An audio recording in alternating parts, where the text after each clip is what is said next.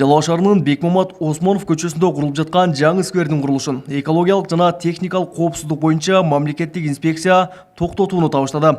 Анткени жогорку чыңалуудагы электр чуалгаларынын астына эч кандай курулуш курулбасын жана дарак эгилбесин деген электрондун талабы бар. Астына тем более эс алуучу жер, анан скамейка жанагы фонтандагы бар экен болбойм. Ошого биз жооп бергенбиз. Бул туура эмес, бул правила боюнча ошол высоковольтный линиянын акыркы линиясынан 4 метрге чейин ал курулуш иштери бактарак эгүүгө мүмкүн эмес деп туруп биз жооп бергенбиз.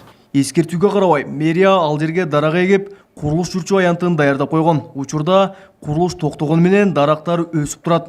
Мамлекеттик экотех инспекция курулуштун проектиси мыйзам чегинде өзгөртүүлөрүн билдирди. Бул жерде эки маселе жатат. Дарактарды жылдырат, же болбосо дарактарды бул эми Жалал Абад электро менен мэрия келишет, сүйлөшүп, дарактарды монча метрден өйдө чыгарбай тегиздеп турабыз депчи. Ошондой да бир ортодо маселе каралып атат да. Анан ошого Жалал Абад электро макул болобу, макул болбойбу, ал эми убакыт көрсөтөт. Ал эми шаардын капиталдык курулуш башкармалыгынын башчысы Акылбек Нуркулов да электро койгон бардык талаптарды аткарып, сквердин проектиси өзгөртүүлөрүн кабарлады. Анын белгилешинче, электр мамларга өзгөчө кооптуу делген оргумалар алып салынган. Стройка курулбасын деген, ал жерде стройка жок. Экинчи пункту даракта 4 метрге бийик болбосун деди. Ал пункту биз кармайбыз. Үчүнчү пункту ошол фонтан жана скамейкалар адамдар болбосун деп, аны да сактап, мүмкүн скамейкаларды Осмонов көчөсүндөгү тротуардын жээгине котордук.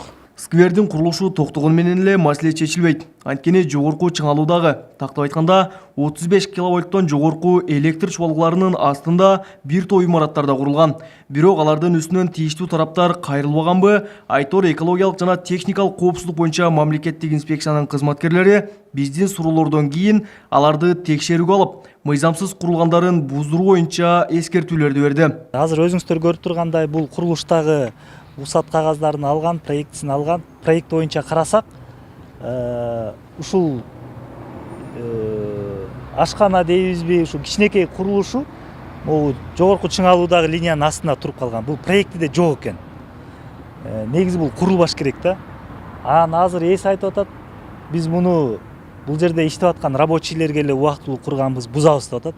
Азыр письменный өздөрүнүн кат жүзүндө баягы обязательствосын алабыз, бузабыз деген. Ошентип Жалал шаарында 3 миллион 100 миң сомго курулуп жаткан сквер электро макулдук бергенге чейин токтотулду. Ал эми Сулак району жана Жалал Абад шаарынын аймагындагы жогорку чыңалуудагы электр чуалгаларынын астына курулган курулуштар толук иретке келмей болду. Бирок экотех инспекциянын аймактагы башкармалыгында канча мыйзамсыз курулуш бар экени боюнча азырынча так маалыматтар жок.